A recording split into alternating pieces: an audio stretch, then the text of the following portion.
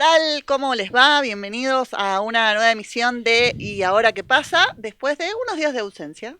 Así es. Bueno, la gente tiene de la cual no se dio cuenta absolutamente nadie. Nosotros y nuestra comunidad, no seamos malos. Nuestra comunidad que preguntaba, che, ¿qué pasó?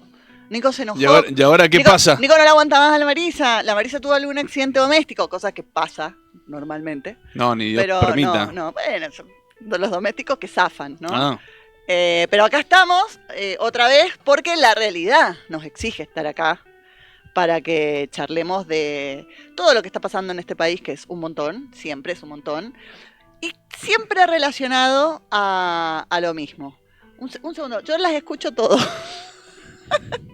No, bueno, perdón. Las chicas charlaban y yo las escuchaba y no podía disociarme.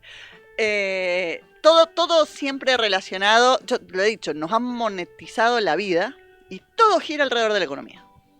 Sí. Todo gira alrededor de la economía. Es muy argentino eso. Ya a esta altura, ¿no? Sí. Yo te digo, vos sabés que... Bueno, primero, buenas noches, porque no he saludado. ¿Cómo estás, Marisa? ¿Qué tal? Muy bien. Pero vos sabés que eso es uno de los grandes problemas que tiene la economía argentina. Yo creo que ahí está la clave de por qué no se puede, bajo ningún régimen económico ni ningún ideario político económico, se puede obtener la estabilidad. La grieta política y que la sociedad esté tan informada o sobreinformada sobre los temas económicos no le hace para nada bien a la situación económica, más cuando en esa sobreinformación el ciudadano argentino ha aprendido mucho de muchas cuestiones y de intentos de cobertura ante una realidad que es difícil. En esa cobertura, porque la gente se cubre, los empresarios especulan en los grandes empresarios en algunos momentos, se ha hecho un River Boca político y económico que para mí no, hasta que eso no se solucione, no hay fórmula económica que lo permita sostener en el tiempo. Es bueno el análisis. La verdad que sí. Deberíamos tener un sociólogo que lo pueda explicar. No es mi caso, pero... Vamos a traer un sociólogo, Carola, para excede que la cuestión puramente económica. Si el verdulero tiene que andar viendo cuál es la tasa de inflación y la tasa de devaluación, eso no pasa en ningún país del mundo. Es muy difícil vivir así, si lo pensás Hemos aprendido a intentar vivir... Bueno, una vez escuché a una amiga politóloga que me decía, ¿sabés cuándo la Argentina fue feliz? Yo tengo mis ideas. Cuando no sabía cómo se llamaba el ministro de Economía. Y fue cuando Néstor Kirchner era el presidente. Porque los problemas económicos se resolvieron a través de la política. Uno no tenías la imagen fuerte del ministro de Economía porque los problemas los resolvía quien los tenía que resolver, que era el presidente. Y bueno, algo de lo que estás planteando creo que fue cuando la economía empezó a estabilizarse y uno podía pensar en algo más que en llegar a fin de mes. Entonces, pero sí creo que es un análisis que nos tenemos que dar. Me has dejado pensando. Es que hay un mecanismo defensivo de la gente que es natural. O sea, pero es una defensa y no es especular. Exacto. Es defenderse, es defender tu bolsillo. Y en esa defensa, viste que dicen hay que generar inclusión financiera y educación financiera para toda la gente. Bueno, yo creo que en Argentina no es el caso. Claro. Es todo lo contrario, estamos sobreeducados financieramente. Cualquier persona sabe qué pase cuando aumenta el dólar, tenés que tener cuidado con los precios, claro. y así sucesivamente, digamos, y cómo cubrirte con los bienes y que estoquearte. Es verdad. Y eso desde muy chicos aprendemos. Te produce un enorme problema. Es cierto. Bueno, y nosotros vamos a contribuir a la problemática social hablando de economía. No, justamente por eso acá no hay que hablar de economía. Desde nuestro humilde lugar, que es este programa que se transmite por Eva TV. Acuérdense de seguirnos en Eva Comunidad Organizada, nuestro canal de YouTube, y en todas las redes sociales, que nos encuentren, que nos vean, nos dan amor, cariño y compasión en estas épocas tan complicadas. En nuestro @, y ahora qué pasa, que nos encuentran en Instagram, en YouTube y también en X o Twitter, para aquellos que todavía añoramos ese nombre de esa red social. Y como contábamos, han pasado muchas cosas, y vos sabés que la cosa está fulera cuando Milei corre al estudio de Fantino. ¿Viste? Cuando streamea 3 o 4 o 5 horas seguidas. Cuando streamea locamente es porque la cosa viene... Vos sabés que la cosa se puso jodida en la economía cuando todo el equipo económico está streameando en vivo. Milei, Caputo, el otro muchacho que no recuerdo nunca cómo se Estaban llama. Daza, Kirno, Bausili, el presidente del Banco Central. Que aparece cuando la cosa está complicada. ¿Dónde también, habrá ¿no? quedado la independencia del Banco Central, no? ¿Hay Banco Central? ¿Recuerdan? Pará. Sí, todavía hay. No. Pero recuerden esto, ¿no? El Banco Central independiente tiene que tener una figura que no se mezcle No, con la del yo recuerdo la el del velorio. Tesoro. Yo recuerdo el velorio del Banco Central, nada más. No pasó. Bueno, pero, Revivió, el muerto que vive. pero sin duda la semana dio para hablar y es por eso que salieron corriendo los canales de stream. Porque Lo loco, Nicolás, es que esa madrugada de streaming midió menos que la estrella de mar culoncita que nuestros científicos del CONICET nos enseñaron a ver perdón, a través de esta maravillosa transmisión que se está haciendo en la plataforma submarina en Mar del Plata, dirigida por científicos del CONICET. Digamos, Milei te ganó la ciencia del CONICET, mostrándonos las maravillas que hay en la superficie de la plataforma. ¿cuántas personas lo están siguiendo promedio? Mirá, el Muchas. promedio, sí, pero hubieron 36.000 personas viéndolo. Liderando, está Tremendo. liderando el... Es que está buenísimo. Yo debo reconocer que Muy yo he buenas flasheado un poco. imágenes. Genial. Es sobre Mar del Plata, ¿no? Eso es en la plataforma submarina de Mar del Plata, sí. Bueno, la estrella de mar ha sido como, es la No, pero hay vedette muchos de toda la bichos historia, pero hay unos interesantes. maravillosos. Hay uno chiquitito así morado que no sé ni cómo se llama, que es maravilloso, las medusas, los corales. No, bueno, hermoso. Y- Es decir, lo que te muestra La que gente está interesada en la Sí, ciencia, en evidentemente el sí. mar. evidentemente a la gente le gusta no solo comer, sino también ver lo que hay en el fondo del mar, y yo me pongo muy contenta de que se valore el trabajo de los científicos Yo pensé que argentinos. estaban buscando el dólar a 1000 en el fondo del mar. Qué malo que sos, Nicolás. No, bueno, pero eso es lo que yo primero me imaginé. No, me parece que el dólar a 1.000 es un buen recuerdo de este gobierno, que no va a volver. Esas cosas que pasaron y no a van 1000 volver. seguro no va a volver. No. Y de eso quería charlar porque, como yo te sigo en las redes sociales, como muchos de nuestra comunidad, te vi. Pensé que habías dejado de seguirme como... No, ¿quién te dejó de seguir? No, vos. No, ¿cómo te voy a dejar de Viste seguir? que ahora es importante si se dejan de seguir o no en las redes No, sociales. bueno, ahí se van a dar cuenta si nos peleamos. Claro, si nos dejamos de seguir en las redes sociales, ojo. No, te sigo y te escucho porque yo aprendo economía por vos. Y me gustó mucho tu exposición de qué estaba pasando con el dólar y la situación, digamos, porque no es que solo que el dólar aumenta y es un hecho aislado. Sí, que el dólar aumente significan un montón de cosas. Y lo explicaste medio como con un juego de cartas, ¿no? Porque como esto es una timba financiera, me pareció muy bien como lo explicaste. Y te invito a que me lo expliques de nuevo. Bueno, Para mí y para la comunidad que no te vio. no lo expliqué con las cartas te las he traído No, pero por lo vos. explicaste con el juego. Dijiste, Sí, a jugaba ver. sus cartas, sí. Es cierto que el gobierno está transitando unas semanas complicadas. De hecho, bueno, estamos cerca del techo de la banda. Hay de los 1.400 pesos, recordemos que el Banco Central debería empezar a vender dólares. Y acá viene una primera pregunta. ¿Los tiene? ¿Aguanta para que no supere ese 1.400? Lo primero Está que vemos... exigidita la banda. Está muy exigida. Vos sabés que cuando estaba a 1.300, hablaba ahí con mi amigo Pablo, y le decía, ojo, porque los 1.400 están muy cerca. Sí.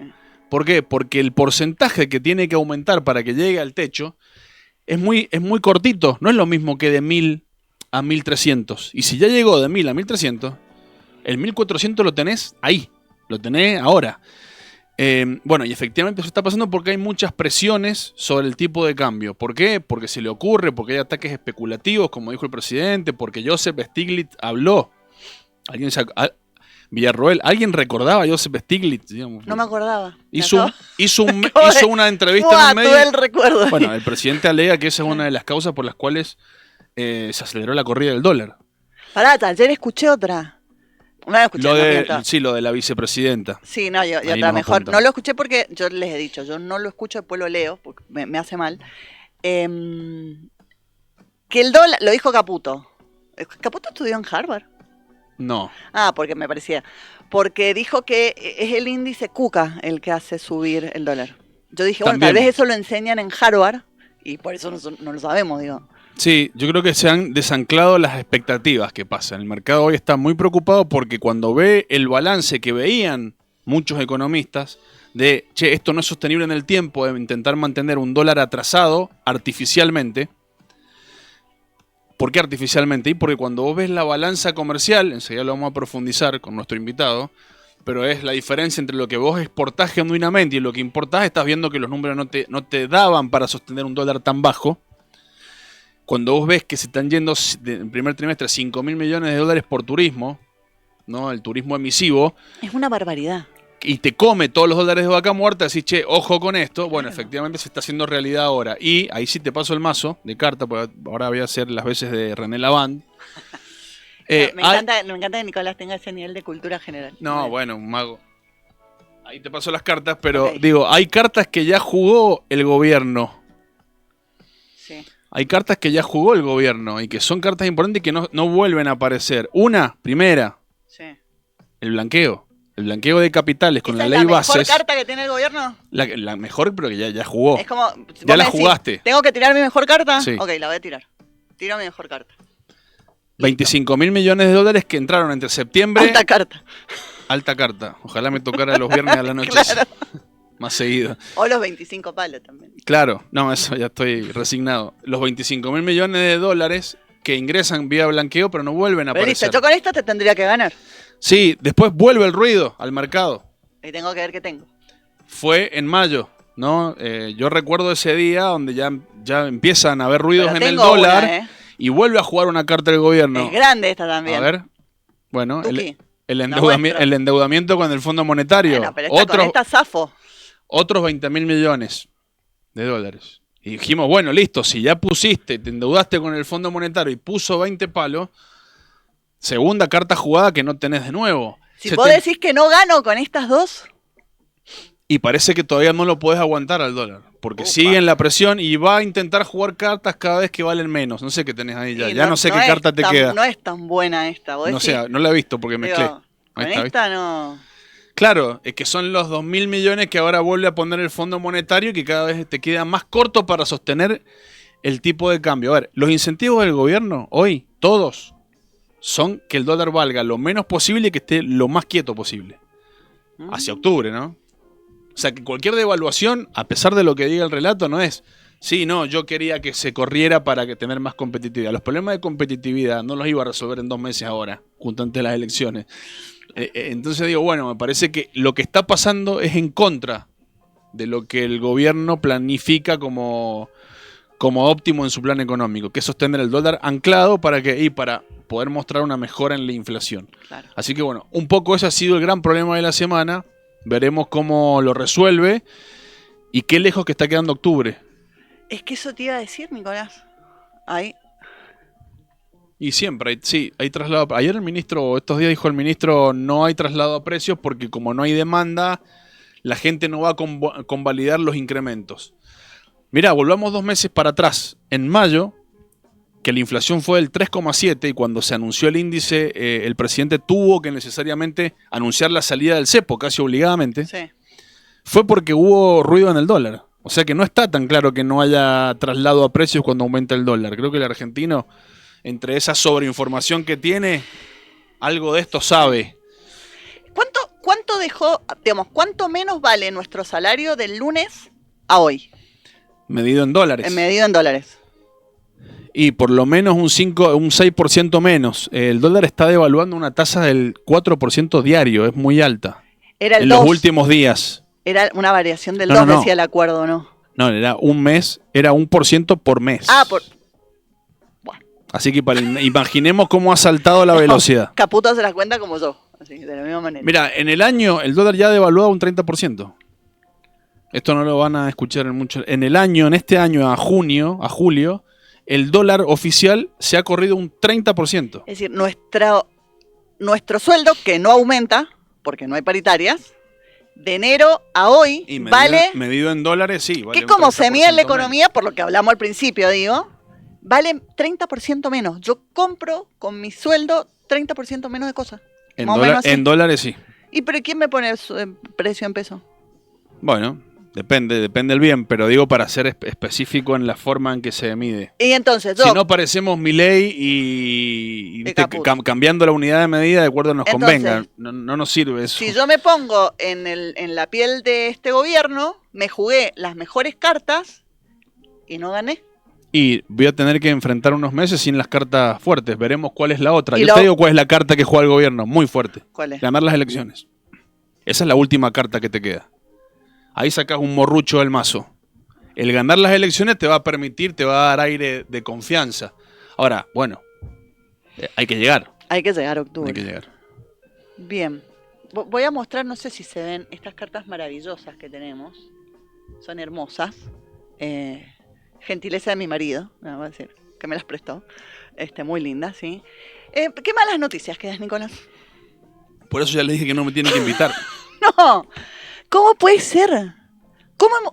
En serio, hay cosas que uno sabe que van a pasar, digamos, porque lo hablamos, porque vos lo venís advirtiendo. Ahora, cuando empiezan a pasar, es tal la indignación, porque en el contexto de todo esto, vos tenés dos extremos. Las jubiladas y los jubilados que están esperando un aumento de 22.000 pesos por mes. 22.000 pesos por mes, 2 kilos de carne, ¿sí? Y la posibilidad de que aquellos que se quedaron afuera de la moratoria, porque no les hicieron los aportes, pudieran acceder al beneficio jubilatorio. Y del otro lado, tenés a Milei, a la hermana de Caputo y a Petri, no nos olvidemos de Petri, celebrando en la sociedad rural. Que yo voy a hacer una aclaración. Yo tengo una opinión formada sobre la sociedad rural que no es la mejor. Pero, como no soy una necia, yo entiendo que nuestro país necesita un campo fuerte.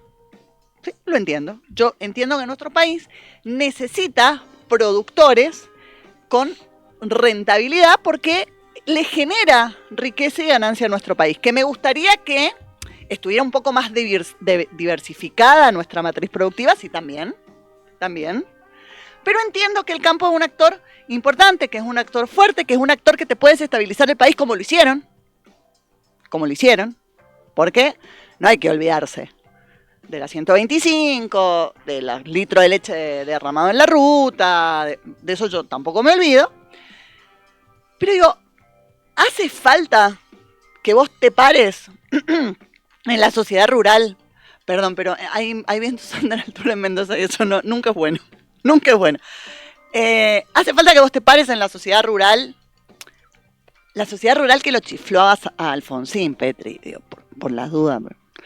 Y digas que le vas a bajar las retenciones cuando además es una engañapichanga, porque hace 3 meses atrás o menos se las aumentaste, digo, no sé si no volvió al piso original, porque para ellos hay plata, y negarle a los jubilados y a las jubiladas de la mínima 22.000 pesos por mes. Esto es lo que yo no entiendo, porque aparte de algo que en algún día vamos a tener que charlar, Nico. ¿Vos para qué querés tener superávit fiscal? Yo ya sabes mi opinión, es más controvertida que la media. Pero no importa, digo, ¿vos para qué la querrías tener? ¿Para pagar la deuda del fondo? ¿O para invertir en tu pueblo? Y para invertir en tu crecimiento económico, pero eso no existe. Si vos tenés superávit fiscal, lo que está diciendo es que el sector privado tiene déficit. Entonces estás corriendo el endeudamiento del Estado al endeudamiento de los privados. Pero bueno, pero después lo profundizaremos. Pero como para hablar de las retenciones, que es un tema que la verdad es que me parece que uno tiene que tenemos que saber dar el debate. No solo darlo, sino hay que saber cómo. Hay que hablar con los que tienen idea, ¿sí? Y para eso hemos invitado a un amigo, porque es mi amigo. Hay veces que quisiera que no fueras mi amigo, pero sos mi amigo. Creo que sí. Pero que además de que es mi amigo, que para mí es un valor muy importante, porque para mis amigos para mí son vitales, el tipo es ingeniero agrónomo. Es miembro de un montón de organismos que se dedican no solo al estudio de la tierra, sino al acompañamiento de los productores. Pero además es emprendedor. Soy emprendedor. Sí, o empresario. Bueno, pasa, no es que No le bajes el precio. No, claro, discúlpame. no hay que Bueno, bajarle el precio. Hasta que lo conocí si en es emprendedor, empresario. ahora es empresario. Bueno, Hay está que- bien. Eso es para los que dicen que el Hay país que no prospera y que el sector privado no Claro, ahí invierte. está. Sí. El tipo Para era los mandriles, ¿viste? hace 3 semanas era emprendedor, pero ahora es empresario. Muy bien, bueno, no tenía amigos empresarios, tenía muy poco. Me alegro. Hay muchos amigos empresarios. Me Hay que alegro. sacar ciertas cegueras ideológicas. Muy bien lo que estás diciendo. Hay que sacarlas. Está con nosotros Martín Betancourt, para mí el mono. ¿Puedo Muy- decirte mono al aire? Ningún problema, Ok. un programa amigo. Tipo que sabe muchísimo, digamos, lo poco que yo sé de economía me lo enseña el Nico y lo poco que yo sé del agro me lo enseña el mono. Y te agradecemos muchísimo que estés acá. Te invitamos a este lugar de diálogo cariñoso. Gracias por amoroso. visitarnos. ¿Sí? Gracias por Y invitar. para arrancar te queríamos preguntar, ¿qué putas son las retenciones, mono? Bueno, primero y principal, siempre ha sido una herramienta del Estado que ha cumplido diferentes tareas en la historia. Además es una idea bastante liberal, ¿eh? No es que un invento peronista, viste que a veces nos ponen un montón de cosas como que son herramientas nuestras nomás, es que en otro país no pasa, bueno, pasan en todos lados. Y de hecho uno de los primeros que lo implementó fue Mitre, ¿no? Para sostener el ejército, empezó a... El bisabuelo de Esmeralda, de la Muy compañera bien. Esmeralda. Y como verán, bastante liberal, ¿no? Entonces, con eso él... no se lo puede acusar de populista, mira. Tal cual. Y con eso sostenía el Estado. En ese momento los derechos exportables eran el 70% del PBI de aquella época.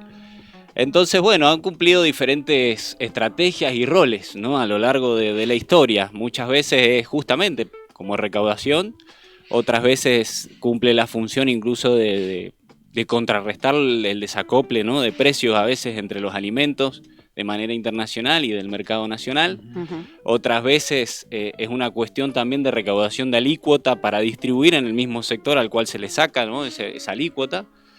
Acá había un ejemplo no hace mucho, ¿no? de lo que fue el programa Maquinaria Comunitaria, que en el caso del vino, que hoy no tiene retenciones, lo cual creo que coyunturalmente está muy bien, porque el vino está atravesando, sobre todo la industria vitivinícola, está atravesando un momento de crisis internacional también. Entonces, también la herramienta hay que verla, en qué momento, cuándo y dónde, y hoy, en términos de mercado, sabemos que todo cambia muy rápido, ¿no? Sí, como toda herramienta, tiene un momento donde sirve y un momento donde hay que... Claro. Donde no Correcto. sirve. Y bueno, volviendo al ejemplo de maquinaria comunitaria, la retención que se le hacía a la industria vitivinícola antes del 2015, se destinaba un 0,5% de eso a todo lo que era maquinaria para pequeños productores. Entonces es una manera de distribuir nuevamente.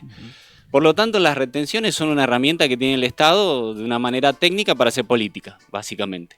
Por ahí hay diferentes situaciones, depende del sector al cual esté destinado, porque en muchos casos sí es cierto que es distorsivo porque va sobre la facturación final, va el margen, ¿no? Y a veces hay que ver si hay rentabilidad o no.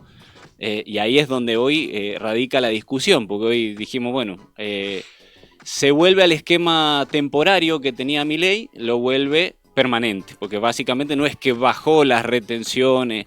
Había un esquema temporario donde se intentó, que acá cumplió otra función, que es una herramienta válida también para los gobernantes, es decir, necesito que me entren divisas, bajo por una ventana, un periodo de ventana, esas retenciones para que entren, liquiden los granos, porque básicamente la gran discusión está en el sector de los granos, y al liquidar los granos me entran esos dólares, que de hecho Nico sabrá más que yo, se los gastaron en sostener el dólar, todos esos ingresos. Una de las cartas que tiramos, ¿o no? Sí. Sí. Y de hecho lo más llamativo es que casi el 53% liquidó, 55%, por lo tanto hay gente que lo quedó aguantando por una cuestión especulativa, porque dice, bueno, estaba viendo que el dólar se movía, entonces digo, lo liquido ahora, no lo liquido, ¿qué van a hacer con el dólar? Se mueve, no está quieto. ¿Cuál fue la liquidación de soja en términos promedio histórico? ¿Fue buena? ¿Fue igual al promedio? No, ¿Fue aceptable? Está aceptable y en general está un poquito por debajo. Generalmente, a ver, los tiempos en el caso de la soja y los granos se empieza a cosechar en marzo. Entonces vos tenés cosecha de marzo hasta junio más o menos, depende de la época de siembra. La cosecha gruesa, digamos, Sí. de los granos. Exactamente, depende el tiempo de siembra, porque ahora hay un temita, digamos, porque la siembra empieza en septiembre. Y casi siempre las siembras nos caen en calendarios electorales. Entonces empieza toda una especulación con el tema futuro. Te tensiono. Tal cual.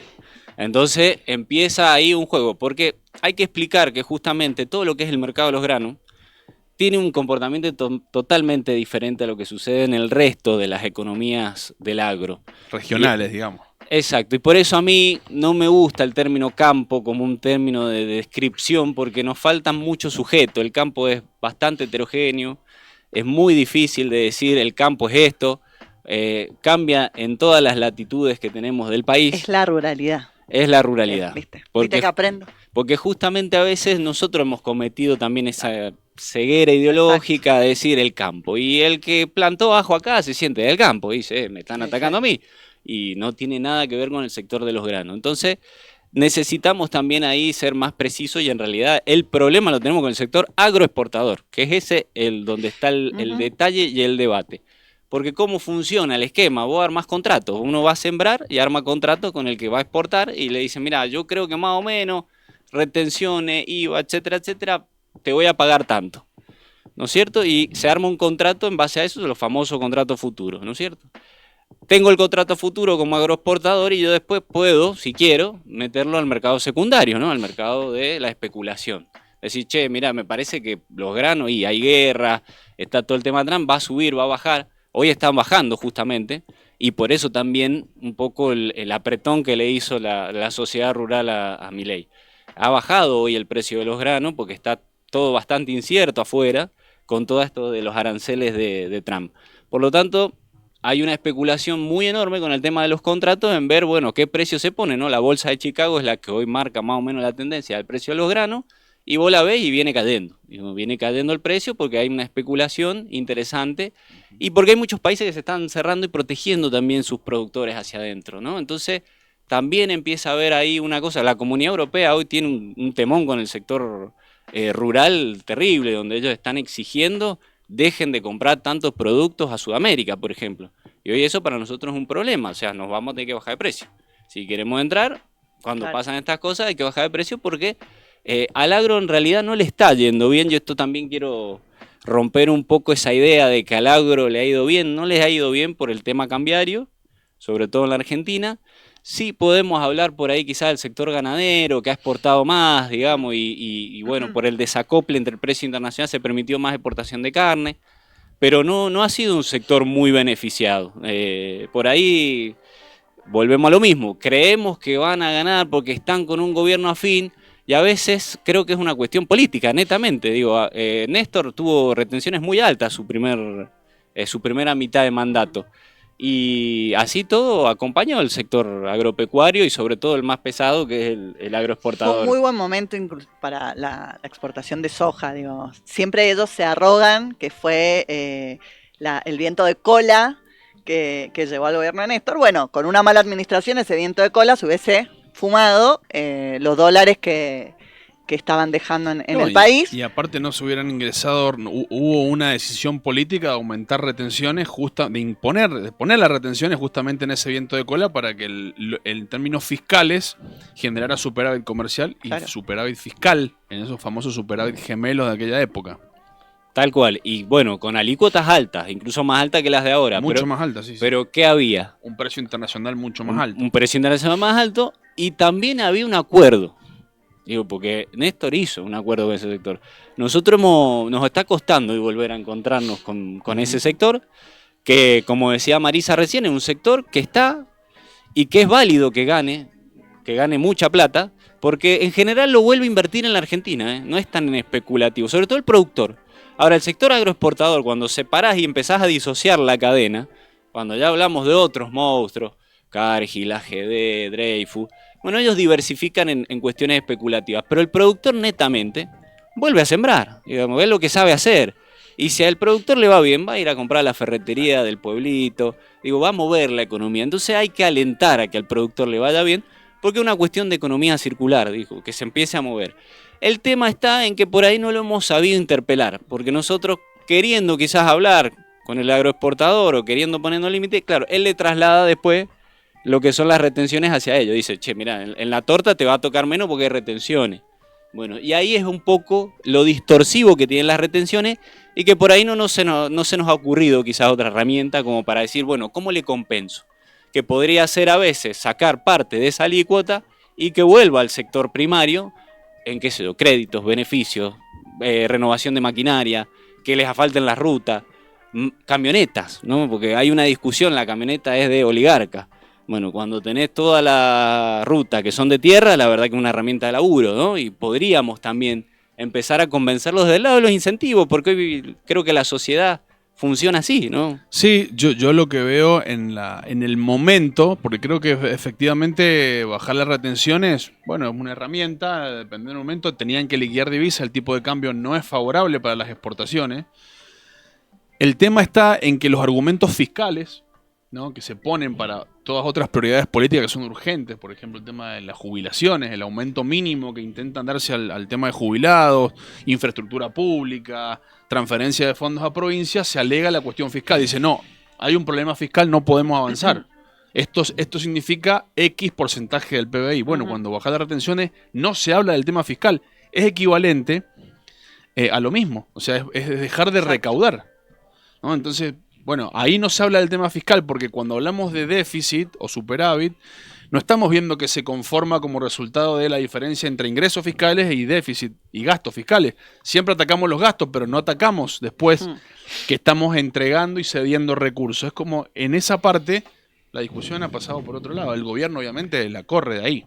Obvio, porque, digamos, creo que dijiste algo importante de volver, y con esto vamos a ir cerrando porque si no a la Carola le va a dar un infarto, de empezar a dialogar con los sectores como hay que dialogar, digo, con la claridad que hay que hacerlo. El campo es muy amplio, en donde conviven el sector agroexportador, que mueve la economía fuerte de la macro, pero además el pequeño productor, que acá en Mendoza lo tenemos todo alojado en el cinturón verde productivo, en el cordón verde productivo, que es el que nutre de alimentos a la provincia de Mendoza. A gran parte de la provincia de Mendoza, digamos, no sé cómo estarán los números hoy, pero hace un par de años atrás, todo lo que nosotros comprábamos en la verdulería, no tantos años atrás, era el 60% producido en la provincia de Mendoza. Entonces digo, hay que también dialogar con ese pequeño productor que lo que está haciendo es generar no solo riqueza, sino alimento para tu población. ¿Y esto cómo se hace? Bueno, en la construcción de estas nuevas representaciones que el peronismo tiene que encarar, porque no va a haber una respuesta que sea económicamente productiva, pero además inclusiva, si no viene del lado del peronismo. Porque, bueno, ya lo vimos, digamos, las otras experiencias no funcionan en esta clave, o es para un sector, en este momento el sector beneficiario es el financiero, no hay otro que casualmente el mismo que se benefició con Macri. Entonces, me parece que es la responsabilidad de nuestro movimiento entablar discusiones para que el tema económico sea importante, pero no central para la vida de una persona, que la persona pueda proyectarse más allá de eso, que la ruralidad se vea representada en todos sus sectores, en su amplio espectro, y que básicamente nuestro pueblo pueda, en el medio de esas tensiones, porque gobernar es administrar tensiones, poder tener una vida un poquito más feliz todos los días. Digo, sí. Parece fácil, sé que no lo es, no, pero... Yo creo, Marisa, que si hay un problema que tiene el peronismo es querer quedar bien con Dios y con el diablo, ¿eh? Algo de lo que no se preocupa a Milei. Me lo has dicho, exactamente. Y no tiene ningún problema en decirlo abiertamente y la sociedad le da el respaldo. Yo no estoy tan seguro que sea el peronismo el que esté captando esos sectores. No. La verdad que, además, si vos mirás los números, no lo es. No lo es. Y si lo mirás en Mendoza, mucho menos. O sea, entonces... Y ahí está el desafío. Claro, digo, entonces guarda, porque si vamos a ir a todas las puntas, el salario, por ejemplo, es un gran problema. Es un gran problema. Entonces, si le hablamos al salario y le decimos, che, hay que aumentar los salarios, pero también hay que bajar las retenciones para que no se enojen los del campo, pero después le tenemos que dar crédito a las pymes, no te dan los números. No. Y es ahí donde empezamos a tirar manotazos para todos lados. ¿Por qué razón? Digo, ahora, ellos tienen un modelo de país muy claro. Sí. Yo te hago una pregunta, Nico, porque estas cosas las debatimos y está bueno siempre entre compañeros, ¿no? Discutirlo. Pero a veces, como decíamos recién, las retenciones, tema por el que uno está acá. Las retenciones, el problema no es la alícuota, realmente. Digo, obviamente, el que está en el sector de la soja, el maíz, el trigo, quiere Sí, casos cero. particulares. Y ciertos actores dicen, yo quiero cero porque eso me representa a mí. Supuestamente ellos ven más torta para mí, ¿no? Más parte de la repartición de toda esa facturación. Ahora, pero si vos empezás a trabajar con esa recaudación y empezás, lo que hablábamos recién, a incentivar otras cosas, un beneficio secundario, si querés. Bajan la tasa de los créditos, Sí. bueno, lo metés en otro tipo de inversión. Entonces, el productor mediano y pequeño ya no se queda con el cuento del grande o de la agroexportadora. Che, pará, que de esa plata a mí me vuelve en que pude cambiar el tractor, pues me dieron un crédito accesible. O me arreglaron la ruta, porque son todas de tierra. Entonces, bueno, esas discusiones creo que hay que dar. Mira, en Australia lo que hacen es un sistema compensador tipo fondo anticíclico. ¿Qué hacen ellos? Según el precio, van poniendo una alícuota. Y cuando está bueno el precio, la alícuota incluso crece.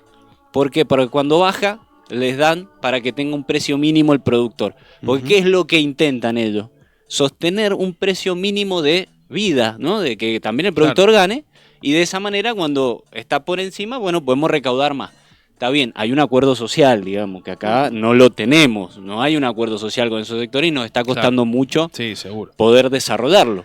Pero bueno, yo lo que creo es que a veces las políticas muy generalistas les falta rigurosidad, entonces nos quedamos a veces medio sí, entrampados en eso. No, sí, yo creo que todo se puede ver en lo fino. Ahora, vos fijate que cuando vos discutís, por eso es que digo esto de la ruta, las mismas personas que te dicen yo estoy a favor del rumbo del gobierno porque me parece bien el superávit fiscal, a los 5 minutos están pidiendo rutas. No funciona. Sí, sí. Exacto. O sea, me estás mintiendo, o sea, me estás diciendo dos cosas que son contrapuestas. Lo mismo con las retenciones. Yo puedo estar a favor de la baja de retenciones, entonces tengo que aflojarle a la discusión de los jubilados. No me dan las dos, ¿me entendés? Sí, sí, tal cual. Entonces es como que, y si no, tengo que decirle a la gente que yo estoy a favor del déficit fiscal. Entonces, porque si no, empezás a hacer agua y ellos no tienen ese problema, porque su norte es muy claro. Exacto. Es decir, yo sé a quién le voy a pegar el tiro. Y listo, y lo digo públicamente, abiertamente. El que le guste, el que no le guste, no le guste. Por eso es que el peronismo tiene que volver a gobernar las provincias, los municipios y la nación argentina. Básicamente, para que estas discusiones se den donde se tienen que dar, que el poder real entienda que tiene que someterse a la mesa de debate de las discusiones, en donde tenés jerarquía, ¿sí? Hoy en lo inmediato hay que volverle a poner guita en el bolsillo a la gente, guita en el bolsillo de los jubilados, Claro, hay que las mejorar la prioridades. salud, hay que mejorar la educación, para poder avanzar luego en un sistema compensatorio para el sistema agroexportador y para los pequeños productores. Pero para todo eso necesitamos que el peronismo vuelva a gobernar, y para eso, amigos, amigas, necesitamos que ustedes, primero, salgan a militar, segundo, nos sigan a todos los que somos parte de EVA TV, y por supuesto llevar bien alto las banderas de Perón, de Evita, de Néstor y de Cristina. Y con esto vamos a ir terminando porque a nuestra productora le está por dar creo que algo. Sí, sí, ya estamos. Sí, ya está muy Yo creo mal. que nos van a censurar la mitad del programa. A la mitad del programa. No la veo, no sé si se desmayó. Se desmayó. Agradecerle a la Gore, como siempre, a Cascote TV por la técnica maravillosa. Síganos en EVA Comunidad Organizada, en EVA TV, en nuestras redes sociales. Acuérdense que hasta ahora todavía hay un hombre y una mujer que no se pueden jubilar porque este gobierno de mierda sacó la moratoria. A no perder la esperanza, sino a organizarla en cada barrio, en cada lugar, en cada asociación en donde estemos, porque la Argentina tiene que volver a ser peronista. Les mando un abrazo. Buenas noches.